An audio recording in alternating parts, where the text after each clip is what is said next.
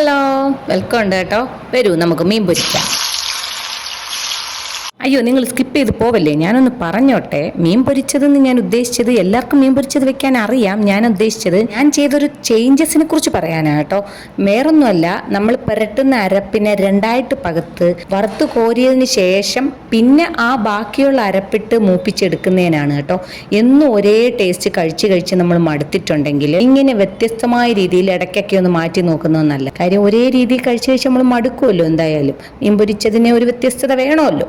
അതിന് വേണ്ടിയിട്ട് നമ്മളെന്തോ ഈ ഗ്രേവി എന്ന് പറഞ്ഞാൽ, അരപ്പെന്ന് പറഞ്ഞാൽ മറ്റൊന്നുമല്ല, മുളക് പൊടിയും കുരുമുളക് പൊടിയും മഞ്ഞപ്പൊടിയും ഇഞ്ചി വെളുത്തുള്ളി പേസ്റ്റും ഉപ്പും ഇതെല്ലാം കൂടെ മിക്സിയിൽ തന്നെ അങ്ങ് അരച്ചെടുക്കണം. നന്നായിട്ട് അരച്ചിട്ട് അതിൽ നിന്ന് ഒരു പോർഷൻ കുറച്ചെടുത്ത് നമ്മൾ ഈ പുരട്ടി ഫ്രൈ ചെയ്ത് കോരുകയും വേണം. ബാക്കി പോർഷൻ ആ ഗ്രേവിയെ നമ്മൾ ആ ഫ്രൈ ചെയ്ത് ബാക്കി വന്ന എണ്ണയിൽ തന്നെ ഒഴിച്ച് വേറൊരു പാത്രം എടുത്തോ, മറ്റതെല്ലാം അടി പിടിച്ചിട്ടുണ്ടാവുമല്ലോ, വേറൊരു പാത്രത്തിലോട്ട് ഇട്ട് ഈ ഗ്രേവിയും ഇട്ട് മീൻ പൊരിച്ചതിനെ അങ്ങോട്ട് തള്ളി അങ്ങോട്ട് ഇട്ട് ആവശ്യമുള്ള കറിവേപ്പിലയും കൂടി ഇട്ട് ഒന്ന് ഇളക്കി എടുക്കുമ്പോൾ വേറൊരു ടേസ്റ്റ് ഉണ്ട് ഗൈസ്. അതുകൊണ്ടാണ് ഞാൻ പറഞ്ഞത്. എന്ന് പറഞ്ഞാൽ ഇത് പക്ഷേ ഞാൻ പിന്നെ യൂട്യൂബിൽ ഇത് ചെയ്തതിന് ശേഷം ഞാൻ നോക്കിയപ്പോഴാണ് കണ്ടത് ചിക്കൻ കൊണ്ടാട്ടത്തിൻ്റെ വേറൊരു വേർഷനാണ്. ചിക്കൻ കൊണ്ടാട്ടം അല്ല, ചിക്കൻ അല്ലല്ലോ, മീൻ കൊണ്ടാട്ടം എന്ന് പറഞ്ഞാൽ വേറൊന്നുമല്ല. അതിനകത്ത് പുളിയും ഉള്ളിയും മുളകൊക്കെ ഇടുന്നുണ്ട്. ഇത് അതൊന്നുമില്ല, നമുക്ക് പെട്ടെന്ന് ഉണ്ടാക്കിയെടുക്കാം. ഇത് ഒരു വ്യത്യസ്തത വരുത്താൻ വേണ്ടി മാത്രം ഇങ്ങനെ ചെയ്യാവുന്നേ ഉള്ളൂ.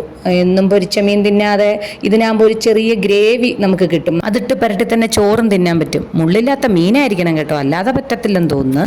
സത്യം പറഞ്ഞാണ്ടല്ലോ, മീൻ പൊരിച്ചതിൻ്റെയും മീൻ കൊണ്ടാട്ടത്തിൻ്റെയും മീൻ പിക്കിളിൻ്റെയും ഒരു പണി കുറവുള്ള പകരക്കാരൻ എന്ന് വേണമെങ്കിൽ ഇതിനെ പറയാം.